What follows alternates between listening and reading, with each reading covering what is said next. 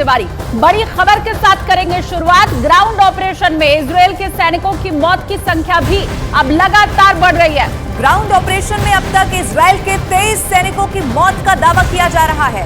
ये उन सैनिकों की संख्या है जो कि गाजा में ग्राउंड ऑपरेशन को अंजाम दे रहे थे। यानी कि नुकसान दोनों तरफ से बहुत भारी नुकसान हो रहा है। इधर भी आप देखिए, जब हमास के इलाकों को जो अलग अलग ठिकाने हैं उनको टारगेट करके मारा जा रहा है, तो दूसरी तरफ जो सैनिक इस वक्त ग्राउंड पर मौजूद हैं उनके भी मौत की संख्या लगातार बढ़ती चली जा रही है।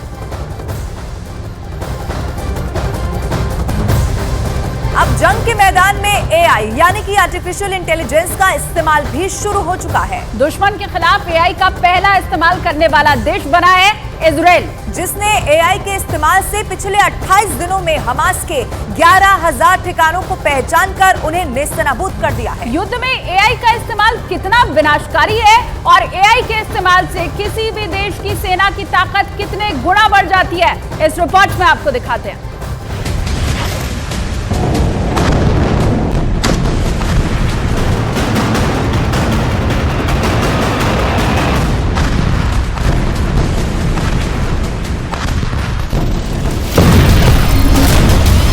इजराइल ने जंग में उतारा एआई हथियार। एआई ने 10 गुना बढ़ाई इजरायली सेना की ताकत।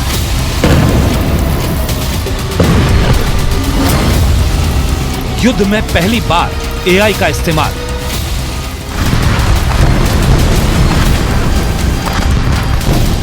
जी हां, इतिहास के पन्नों में साल 2023 युद्ध के मैदान में पहली बार एआई के इस्तेमाल के लिए जाना जाएगा।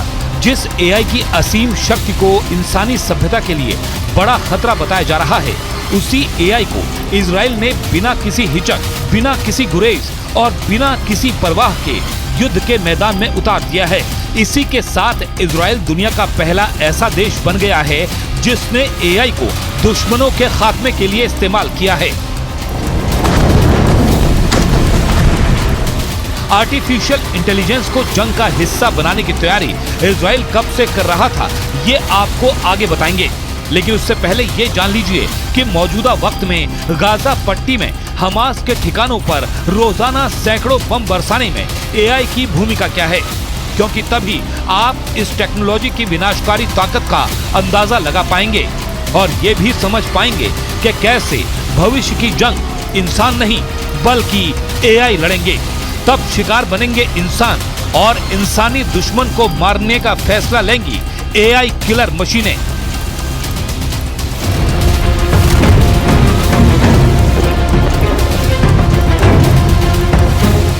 हमास का वजूद मिटा देने की कसम खा चुके इजराइल ने गाजा पट्टी में हमास को तबाही के नर्क में पहुंचाने के लिए पूरी ताकत झोंक दी है। इसके लिए उसने अपना अब तक का सबसे ताकतवर हथियार और अपनी सबसे नायाब तकनीक एआई को भी जंग के मैदान में उतार दिया है।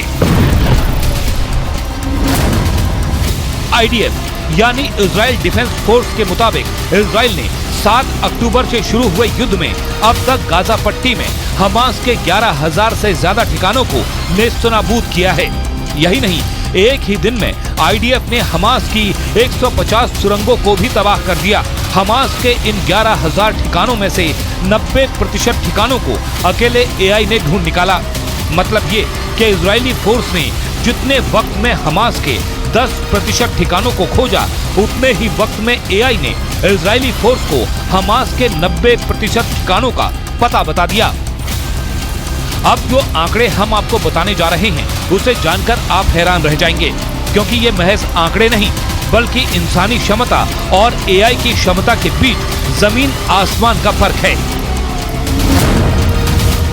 इजराइल के अखबार द यरूशलेम पोस्ट का दावा है कि 2019 से पहले आईडीएफ जहां 10 दिनों में हमास के 10 ठिकानों को खोज पाती थी, वहीं अब आईडीएफ 10 दिनों में हमास के 100 ठिकानों का टारगेट लॉक कर रही है।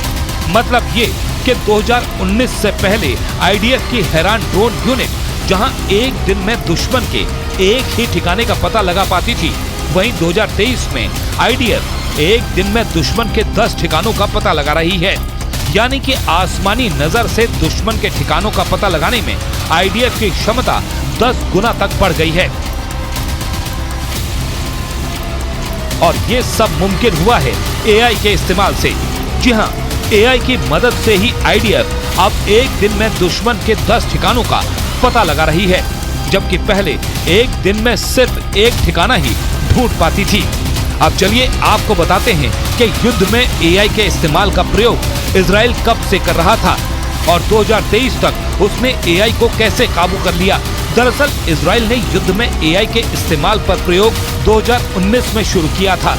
इजराइल के अखबार द यरूशलेम पोस्ट का दावा है कि उसकी टीम ने इसी साल फरवरी के महीने में आईडीएफ के secret intelligence target bank headquarter का दौरा किया था, जहां आईडीएफ ने उसे अपने नए प्रयोग के बारे में तफसील से बताया।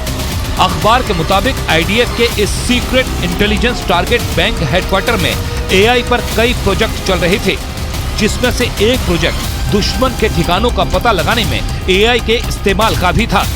आईडीएफ ने इस प्रोजेक्ट को 2019 में शुरू किया था और 2021 तक इजराइल का ये प्रोजेक्ट काफी हद तक कामयाब हो चुका था।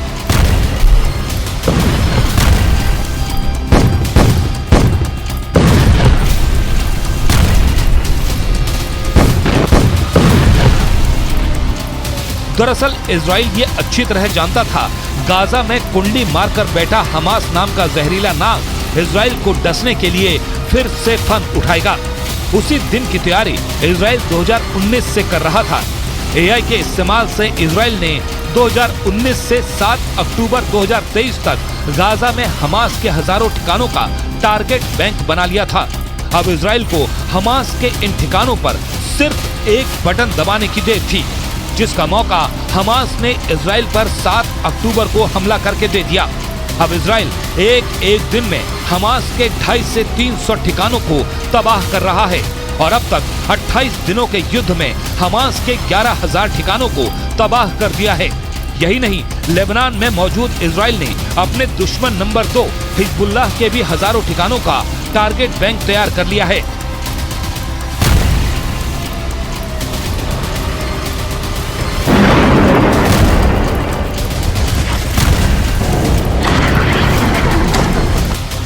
एआई के जिस दौर में सुपर पावर अमेरिका, रूस, चीन, जापान, फ्रांस समेत दुनिया के कई संपन्न देश युद्ध में एआई के इस्तेमाल पर प्रयोग करने में जुटे हैं और कामयाब नहीं हो पा रहे, उस दौर में इजराइल एआई वेपन के साथ युद्ध के मैदान में उतर चुका है।